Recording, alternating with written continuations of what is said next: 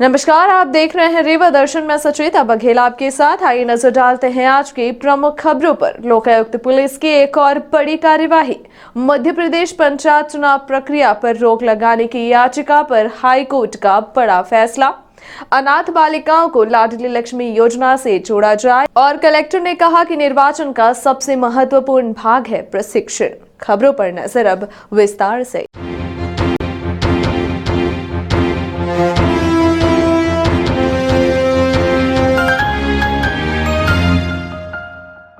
Lokayukta police की एक और बड़ी कार्यवाही। 20,000 रुपए की रिश्वत लेते पुलिस आरक्षक हुए ट्रेप। लोकायुक्त पुलिस लगातार एक के बाद एक कार्यवाही कर रही है। लोकायुक्त पुलिस अधीक्षक गोपाल सिंह धाकड़ के मार्गदर्शन में गुरुवार 9 दिसंबर को लोकायुक्त की टीम ने बड़ी कार्यवाही करते हुए पुलिस आरक्षक अनिरुद्ध तिवारी थाना चुरहटा को 20,000 रुपए की रिश्वत लेते हुए रंगे हाथ पकड़ा है। आरोपी आरक्षक अनिरुद्ध तिवारी के खिलाफ शिकायतकर्ता तुलसीदास कोल उर्फ बाबुलिया कोल से सट्टा पर्ची काटने और माहवारी के रूप में 15,000 रुपए थाना प्रभारी तथा 2,000 स्वयं के लिए और 3,000 अन्य सहयोगियों के लिए कुल मिलाकर 20,000 रुपए रिश्वत की मांग की गई थी, जिसे देने के लिए रेलवे पर बुलाया गया था, जहां 20,000 रुपए की रिश्वत लेते हुए लोकायुक्त पुलिस टीम ने रंगे हाथों ट्रेप किया। यह ट्रेप की कार्यवाही प्रवीण सिंह परिहार, उप पुलिस अधीक्षक व निरीक्षक प्रमेद कुमार, निरीक्षक जियाउल हक, प्रधान आरक्षक मुकेश मिश्रा, पवन पांडे, धर्मेंद्र जायसवाल, प्रेम सिंह, शैलेंद्र मिश्रा, शाहिद खान सहित करीब 15 सदस्यीय दल के साथ मिलकर की गई। आगे भी कार्यवाही जारी है। नाम आपका? तुलसीदास। ये क्या घटना हुई, क्या मामला है? मतलब काहे के लिए पैसे मांगे गए थे? ये सट्टा हम बंद कर दिए थे और फिर बोले कि 20,000 दे दो, चालू कर लो। 15,000 हम टीआई साहब का और 2,000 सिपाही का। कौन है, किसके खिलाफ आपने शिकायत की थी? टीआई साहब के जिनको पकड़े हैं। कौन से थाने के ये? चुराटा। क्या नाम है? अनुरोध। चुराटा के ये थाना प्रभारी तो नहीं है? सिपाही हैं। सिपाही है। ये थानेदार के नाम से मांगे थे? हाँ। कितना मांगे थे? 15,000 और थानेदार के नाम से या 2,000 सिपाही के नाम से। 20,000 टोटल दिए। आपने किसके खिलाफ शिकायत की थी? हैं? आपने लोकायुक्त में किसके खिलाफ शिकायत की थी? सिपाही या टीआई या सिपाही का। आज कौन पकड़ा गया है? अनुरोध। अनुरोध कौन है? सिपाही है। आप कहाँ सट्टा खिलाते थे? चुराटा। कहाँ पास? ये नहर के पास। नहर के पास खिलाते। क्या नाम है आपका? तुलसीदास उर्फ बबलिया। पहले भी पैसा देते रहे होंगे आप? हाँ, पहले देते थे। कितना देते थे? वही 20,000 देते थे 20,000 देते थे महीने में? महीने में। जो नए थाना प्रभारी आए इनके समय में भी दिए? हाँ, कौन 15,000 लेके निकल। जाता था पैसा? वो सिपाही ले जाते थे। कौन सिपाही? पहले दूसरे थे, अब ये आए हैं। पहले जो जिनको देते थे उनका क्या नाम था? उनका नाम तो दिलीप। दिलीप। और आप किसको देते हैं? अनुरोध को। आज काम बंद करने के बाद भी पैसे की मांग कर रहे थे। हाँ, बोले कि वो चालू कर लो, पैसा इतना दे दो, तो पैसा 20,000 दिए हम आज। पहले भी पुलिस के समय में चालू किया था आपने? पहले पुलिस के समय में आपने चालू किया था सट्टा? जी सर। इसमें एक शिकायत करता है तुलसीराम जी, उनके द्वारा जो है लोकायुक्त कार्यालय रीवा में शिकायत की गई थी। एक जो चुरहटा थाने में जो आरोपी आरक्षक है अनिरुद्ध तिवारी, उसके द्वारा जो है क्षेत्र में, थाना क्षेत्र में जो है सट्टा चलाने या सट्टा और जुआ चलाने के एवज में 20,000 रुपये मांगे गए थे कि प्रति माह देना पड़ेगा और उसमें आपके लोगों के खिलाफ कोई कार्रवाई नहीं की जाएगी। इन दोनों की जो बातचीत हुई, चूँकि उस पर पहले भी कुछ जो अब उसने बताया कुछ अपराध भी हैं, आरोप भी हैं, तो उसको बार बार बंद करने की धमकी दी जा रही थी कि अगर पैसा नहीं दोगे तो तुम्हें जो है उठा के बंद कर देंगे। इस एवज में उसने हमारे यहाँ शिकायत की थी। उस सूचना को हमने डेवलप किया, उस पर काम किया। फिर आज जो है रुपये लेन देन की बात जो है तय हुई थी। शिकायतकर्ता को जो है पूरी टीम के साथ भेजा गया था। तो रेलवे फाटक के पास जो है आरक्षक जो आरोपी है अनिरुद्ध तिवारी को 20,000 रुपये नकद लेते हुए लोकायुक्त रीवा द्वारा आज जो है गिरफ्तार किया गया है और उसमें अभी भी कार्रवाई जारी है। मध्य प्रदेश पंचायत चुनाव प्रक्रिया पर रोक लगाने की याचिका पर हाईकोर्ट का बड़ा फैसला। जाने आखिरकार क्या कहा हाईकोर्ट ने। मध्य प्रदेश पंचायत चुनाव प्रक्रिया को चुनौती देने वाली याचिका पर हाईकोर्ट की ग्वालियर बेंच ने सुनवाई की। 40 मिनट की जिरह के बाद कोर्ट ने चुनाव पर रोक लगाने से साफ इनकार कर दिया है। जबलपुर मध्य प्रदेश हाईकोर्ट ने राज्य में होने वाले पंचायत चुनाव पर रोक लगाने से इनकार कर दिया है। चीफ जस्टिस रवि मलिमत की बेंच में तकरीबन 40 मिनट चली सुनवाई के बाद चुनाव प्रक्रिया पर रोक लगाने से इनकार कर दिया गया है। राज्य निर्वाचन आयोग के उस तर्क को कोर्ट ने मान लिया है जिसमें कहा गया था कि एक बार निर्वाचन अधिसूचना जारी होने के बाद चुनाव स्थगित नहीं किया जा सकता। याचिकाकर्ताओं के अधिवक्ता विवेक तनखा ने कहा कि अब सुप्रीम कोर्ट का दरवाजा खटखटाया जाएगा। राज्य निर्वाचन आयोग ने पंचायत चुनाव को लेकर दर्ज कराई थी प्रारंभिक आपत्ति। मध्य प्रदेश में पंचायत चुनाव को लेकर हाईकोर्ट में दाखिल तमाम आपत्ति याचिकाओं पर करीब 40 मिनट तक बहस चली। हाल ही में घोषित हुए पंचायत चुनाव के कई याचिकाओं के माध्यम से मध्य प्रदेश हाईकोर्ट में चुनौती दी गई थी। वहीं पंचायत चुनाव संबंधी विभिन्न याचिकाओं पर राज्य निर्वाचन आयोग ने भी बुधवार को अपनी प्रारंभिक आपत्ति दर्ज कराई थी। राज्य निर्वाचन आयोग के अधिवक्ता सिद्धार्थ सेठ द्वारा 3 बिंदुओं पर आपत्ति दर्ज कराई गई थी। राज्य निर्वाचन आयोग ने 3 बिंदुओं पर आपत्ति दर्ज कराई थी। पहली आपत्ति, सबसे पहली दलील दी गई कि संविधान की धारा 243(ओ) समेत सुप्रीम कोर्ट और हाई कोर्ट के विभिन्न न्याय दृष्टांत ये कहते हैं कि एक बार निर्वाचन संबंधी अधिसूचना जारी हो जाए तो अदालत हस्तक्षेप नहीं कर सकती। इसी तरह धारा 244(Z)(D) के तहत कार्यकाल खत्म होने के पहले ही निर्वाचन आयोग का यह दायित्व है कि वह समय अनुसार चुनाव संपन्न कराए। मार्च 2020 में मध्य प्रदेश के अधिकांश पंचायतों का कार्यकाल खत्म हो चुका है। ऐसे में पहले से ही निर्वाचन आयोग विलंब से चुनाव करा रहा है। तीसरी बार आपत्ति दी गई कि अगर 1 जनवरी 2022 के पहले निर्वाचन संबंधी कार्य पूर्ण नहीं होता तो नियमानुसार फिर से मतदाता सूची बनानी होगी। ऐसे में चुनाव कराने में अतिरिक्त विलंब होगा। बता दें कि राज्य निर्वाचन आयोग ने प्रारंभिक आपत्तियां दर्ज कराते हुए हाईकोर्ट की जबलपुर मुख्य पीठ के साथ ग्वालियर और इंदौर पीठ में दायर सभी याचिकाओं को निरस्त करने की मांग की थी। मुख्यमंत्री शिवराज सिंह चौहान ने कहा कि अनाथ बालिकाओं को लाडली लक्ष्मी योजना से जोड़ा जाए। राज्य, जिला, ब्लॉक, ग्राम पंचायत स्तर पर लाडली लक्ष्मी दिवस मनाया जाएगा। मुख्यमंत्री शिवराज सिंह चौहान ने कहा है कि अनाथ बालिकाओं को लाडली लक्ष्मी योजना से जोड़ा जाए।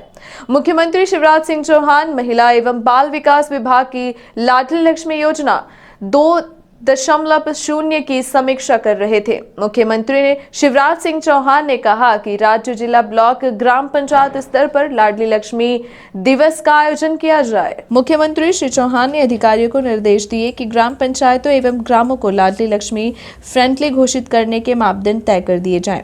उन्होंने कहा कि 18 वर्ष के ऊपर के लाडली लक्ष्मी को ड्राइविंग लाइसेंस जारी किए जाएं। मुख्यमंत्री श्री चौहान ने कहा कि लाडली बालिकाओं के शासकीय, अशासकीय, मेडिकल, इंजीनियरिंग, IIT, IIM में प्रवेश पर पढ़ाई का खर्च राज्य सरकार वहन करेगी। उन्होंने कहा कि लाडली बालिका कॉलेज में प्रवेश लेगी तो उसे 25,000 रुपए दिए जाएंगे। इस दौरान मुख्य सचिव श्री इकबाल सिंह वैश्य सहित महिला एवं बाल विकास विभाग के वरिष्ठ अधिकारी मौजूद रहे। निर्वाचन का सबसे महत्वपूर्ण भाग है प्रशिक्षण, यह कहना है Rewa collector doctor Ilaiyaraaja T का। त्रुटि रहित निर्वाचन प्रक्रिया में मास्टर ट्रेनर्स की भूमिका महत्वपूर्ण। कलेक्ट्रेट मोहन सभागार में पंचायत निर्वाचन के संबंध में मास्टर ट्रेनर्स को प्रशिक्षण दिया गया। इस अवसर पर कलेक्टर एवं जिला दंडाधिकारी डॉक्टर इलैयाराजा टी ने कहा कि राज्य निर्वाचन आयोग के निर्देशों की पूरी तरह से पालन करते हुए चुनाव संपन्न कराए जाएंगे। चुनाव का सबसे महत्वपूर्ण भाग प्रशिक्षण है। त्रुटि रहित निर्वाचन प्रक्रिया में मास्टर ट्रेनर्स की भूमिका अहम। उचित प्रशिक्षण निर्वाचन से संबंधी आधा कार्य पूरा करा देता है। मास्टर ट्रेनर्स पूरी संवेदनशीलता एवं अनुशासन के साथ प्रशिक्षण प्राप्त करें ताकि वह मतदान दलों को सभी बारीकियां सरलीकृत ढंग से समझा सके। उन्होंने कहा कि थोड़ी सी भी गलती निर्वाचन प्रक्रिया को दूषित कर सकती है, अतः प्रशिक्षण के बाद उनकी शंकाओं का समाधान किया जाए तथा मास्टर ट्रेनर्स मतदान दल कर्मियों के व्यक्तिगत संपर्क में भी रहें, जिससे कभी भी वह उनकी शंकाओं का समाधान कर बाधा रहित निर्वाचन पूर्ण कराने में सक्षम हो सके। उन्होंने प्रशिक्षण के दौरान प्रत्येक मतदान कर्मी को निर्वाचन की प्रक्रिया, वोटिंग मशीन के साथ मतपत्रों से मतदान प्रक्रिया को संपन्न कराने, EVM के संचालन तथा चुनाव के संबंध में राज्य निर्वाचन आयोग के निर्देशों की पूरी जानकारी दी। मतदान के संबंध में राज्य निर्वाचन आयोग द्वारा विस्तृत निर्देशों का कई बार अध्ययन मनन करके पूरी तरह आत्मसात कर ले। इसी के आधार पर मतदान की प्रक्रिया संचालित कराएं। मतदान के दौरान सुरक्षा के कड़े प्रबंध किए जाएं। पीठासीन अधिकारी तथा सभी मतदान कर्मी निष्पक्ष मतदान सुनिश्चित करें। प्रशिक्षण में उप जिला निर्वाचन अधिकारी स्थानीय निर्वाचन ए.के. झा ने कहा कि प्रशिक्षण के कार्य ठीक तरह से संपादित होने पर ही निर्वाचन कार्य सुचारू संचालित होगा। सभी मास्टर ट्रेनर मतदान कर्मियों को बिंदुवार प्रशिक्षण दे, राज्य निर्वाचन आयोग के निर्देश नियमों तथा कानूनी प्रावधानों को पूरी जानकारी दे। कई बार मौके पर व्यवहारिक कठिनाइयां आती हैं, उनके समाधान के लिए उन्हें उचित मार्गदर्शन दे। नोडल अधिकारी प्रशिक्षण डॉक्टर अमरजीत सिंह ने वोटिंग मशीन, मतपत्र, लेखा पीठासीन की डायरी, चुनाव सामग्री की ceiling, tender vote, challenge vote तथा प्रॉक्सी मतदान के साथ साथ अन्य महत्वपूर्ण जानकारियां स्लाइड के माध्यम से मास्टर ट्रेनर्स को दी। प्रशिक्षण के उपरांत ईवीएम मशीन तथा बैलेट बॉक्स का प्रायोगिक प्रदर्शन भी मास्टर ट्रेनर्स के समक्ष दिया गया तथा सभी बारीकियों को समझाते हुए इनकी शंकाओं का समाधान किया गया। इस दौरान जिला एवं जनपद स्तरीय मास्टर्स ट्रेनर्स उपस्थित रहे। जनपद पंचायत रायपुर करछलियान में 10 मास्टर ट्रेनर देंगे प्रशिक्षण। पंचायत राज संस्थानों के निर्वाचन में रायपुर करछलियान विकासखंड की ग्राम पंचायतों में दूसरे चरण में चुनाव होगा। इस चरण में 28 जनवरी 2022 को मतदान कराया जाएगा। मतदान दलों के सदस्यों को प्रशिक्षण देने के लिए जनपद पंचायत रायपुर करछलियान में 10 मास्टर ट्रेनर तैनात किए गए हैं। इनके द्वारा जनपद पंचायत तथा क्लस्टर स्तर पर मतदान कर्मियों को निर्वाचन कार्य का प्रशिक्षण दिया जाएगा।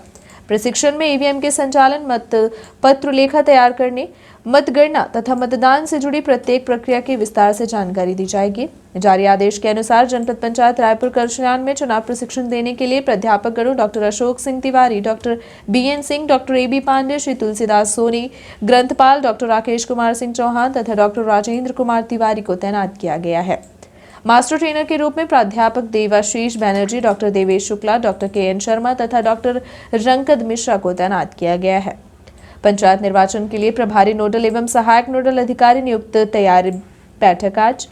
स्थानीय निकायों के आम निर्वाचन के तहत पंचायत निर्वाचन को सफलतापूर्वक संपन्न कराने के लिए कलेक्टर डॉक्टर इलैयाराज टी एवं जिला निर्वाचन अधिकारी प्रभारी अधिकारियों के साथ नोडल एवं सहायक नोडल अधिकारियों की नियुक्ति कर दी गई है। सभी प्रभारी अधिकारी, नोडल एवं सहायक नोडल अधिकारियों की समीक्षा बैठक आज दिसंबर को प्रातः 11 बजे से कलेक्ट्रेट स्थित मोहन सभागार में आयोजित की गई। प्रभारी मंत्री 10 को आएंगे रीवा। कोरोना संक्रमण संबंधी समीक्षा बैठक लेते हुए जिला चिकित्सालय का करेंगे भ्रमण। प्रदेश के खाद्य नागरिक आपूर्ति एवं उपभोक्ता संरक्षण मंत्री व जिले के प्रभारी मंत्री विसाहुलाल सिंह 10 दिसंबर को दोपहर 1 बजे कलेक्ट्रेट सभागार में कोरोना संक्रमण के संबंध में जिला प्रशासन एवं जनप्रतिनिधियों तथा क्राइसिस मैनेजमेंट कमेटी के सदस्यों के साथ समीक्षा बैठक करेंगे। प्रभारी मंत्री अपराह्न 3 बजे जिला प्रशासन द्वारा कोरोना संक्रमण को रोकने की तैयारियों के संबंध में की गई व्यवस्थाओं का जिला चिकित्सालय में निरीक्षण करेंगे। तदुपरांत शाम 4 बजे परास से अनूपपुर रवाना हो जाएंगे। उल्लेखनीय है कि प्रभारी मंत्री पूर्व में 9 दिसंबर को रीवा आने वाले थे, परंतु किसी कारण वश वह कार्यक्रम कैंसिल हो गया। उसके बाद दूसरे दिन यानी 10 दिसंबर को रीवा पहुंचकर आवश्यक बैठक लेते हुए जिला चिकित्सालय का निरीक्षण करेंगे। चलित मोबाइल वाहन के माध्यम से घर घर जाकर लगाया जा रहा कोरोना का टीका। कोरोना वायरस जैसे घातक महामारी का तीसरा रूप भी सामने आ चुका है। ओमिक्रॉन वेरिएंट के नाम से एक बार फिर से तबाही मचा रहा है। हालांकि अभी तक तो उस लेवल में एक भी मामले सामने नहीं आए हैं, लेकिन फिर भी इस महामारी का भय लोगों में व्याप्त है। वहीं दूसरी तरफ शासन प्रशासन व स्वास्थ्य महकमा इस महामारी से निजात पाने की दिशा में लगातार एक से एक प्रयास कर रहा है। फिर चाहे वह हॉस्पिटल की व्यवस्था बनाने की बात हो या इस संक्रमण से निजात पाना। टीकाकरण कराए जाने के बाद अधिक से अधिक लोगों को टीकाकरण का लाभ प्राप्त हो, इसके लिए निरंतर अनेकों प्रयास जारी हैं। फिर चाहे वह अस्पतालों में सेंटर बनाकर टीकाकरण कराए जाने की बात हो या फिर चलित मोबाइल वैन के माध्यम से घर घर पहुंचकर टीकाकरण कराने की बात, स्वास्थ्य अमला लगातार इस दिशा में सक्रिय है। टीकाकरण के कार्य में बड़ी ही तत्परता के साथ कार्य कर रही स्वास्थ्य विभाग की एआरएम सबिता लोधी से बात की गई तो उन्होंने बताया कि अभी ऐसे भी लोग हैं जिनको पहला टीका नहीं लगा है। इसके अलावा दूसरा डोज को लेकर भी लोगों में जागरूकता का अभाव देखा जा रहा है। हालांकि घर घर पहुंचकर टीका लगाने का कार्य सफलता पूर्वक हो रहा है। हम क्षेत्र में डेली जाते हैं तो हमें देखने को मिल रहा है कि काफ़ी लोग अभी तक फर्स्ट डोज ही नहीं लगवाए हैं तो जिनको नहीं लगा है वो फर्स्ट डोज लगवा रहे हैं, और सेकंड डोज के लिए भी ऐसे लोग मिल रहे हैं जिनका ओवर टाइम चल रहा है और वो केंद्रों तक नहीं आ पा रहे हैं, तो उनको सेकंड डोज ही लगा रहे हैं। क्या कमी माना जा रहा है? कमी तो मेरे को ऐसा लग रहा है कि लोग इसके प्रति इतना जागरूक नहीं हो रहे हैं कोरोना वायरस के प्रति, जबकि इस समय देखने को मिल रहा है कि बढ़ रहा है, तो हम लोगों को भी डर लग रहा है, और पब्लिक है तो इतनी एक्टिव नहीं हो रही है इसके लिए। इसलिए हम लोग घूम रहे हैं कि ये नहीं लगा रहे हैं तो हम इनको घर घर जाके लगाएं। तो रिस्पांस मिल रहा है, लोग लगवा रहे हैं? रिस्पांस काफ़ी आ रहा है, सभी लोग लगवा एक दिन में कितने लोग लगवा लेते हैं लगभग? कम से कम 100-150। कभी कभी तो वैक्सीन खत्म हो जाती है तो हम लोग दोबारा लेने जाते हैं सेंटर तक। नगर पालिका निगम द्वारा हटाया गया अतिक्रमण। Gandhi memorial hospital gate hawkers corner से धोबिया टंकी तक हटाया गया अतिक्रमण। Rewa collector doctor Ilaiya Raja T के निर्देशन पर शहर में चारों तरफ फैले बेतरतीब अतिक्रमण को हटाने की मुहिम एक बार फिर से नगर पालिका निगम रीवा द्वारा शुरू की गई है। इसी तारतम्य में रीवा नगर के हॉस्पिटल चौक हॉकर्स कॉर्नर से लेकर धोबिया टंकी के बीच फैले अतिक्रमण को हटाया गया। आपको बता दें कि आए दिन अतिक्रमण हटाने की कार्यवाही की जाती है, बावजूद इसके अतिक्रमणकारी अतिक्रमण करने से बाज नहीं आते। इसके पीछे की वजह कहीं ना कहीं नगर पालिका निगम की उदासीनता ही मानी जा रही है। संजय गांधी अस्पताल के चारों तरफ फैले अतिक्रमण की वजह से जहां आए दिन जाम लगता है, वहीं यहां आने वाले यात्रियों को अनेकों परेशानियों का सामना करना पड़ता है। अस्पताल गेट तक में अतिक्रमण होने के चलते एम्बुलेंस तक नहीं निकल पाती है। इस बात को मद्देनजर रखते हुए एक बार फिर से Rewa collector doctor Ilaiya Raja T के निर्देशन पर एक बार फिर से अतिक्रमण हटाने की कार्यवाही की गई।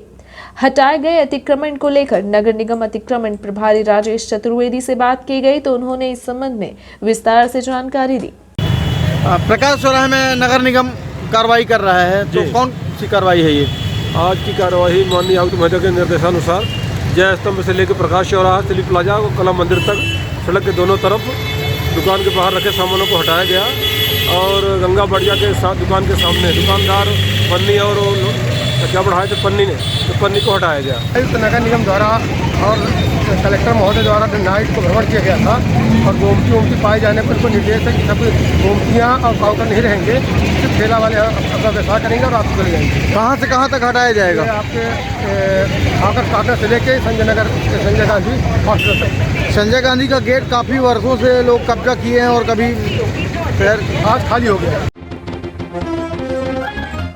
सेनाध्यक्ष विपिन रावत का प्लेन क्रैश होने के बाद हुए असामयिक निधन से देश भर में शोक की लहर। स्वामी विवेकानंद पार्क में बजरंग सेना के द्वारा आयोजित की गई श्रद्धांजलि सभा। 9 दिसंबर को बजरंग सेना रीवा जिला इकाई द्वारा स्वामी विवेकानंद पार्क में देश के रत्न पहले सीडीएस जनरल विपिन रावत को श्रद्धांजलि अर्पित की गई।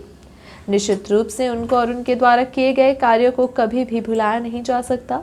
संगठन के पदाधिकारियों ने कैंडल जलाकर सेना अध्यक्ष को श्रद्धा सुमन अर्पित करते हुए 2 मिनट का मौन रखा।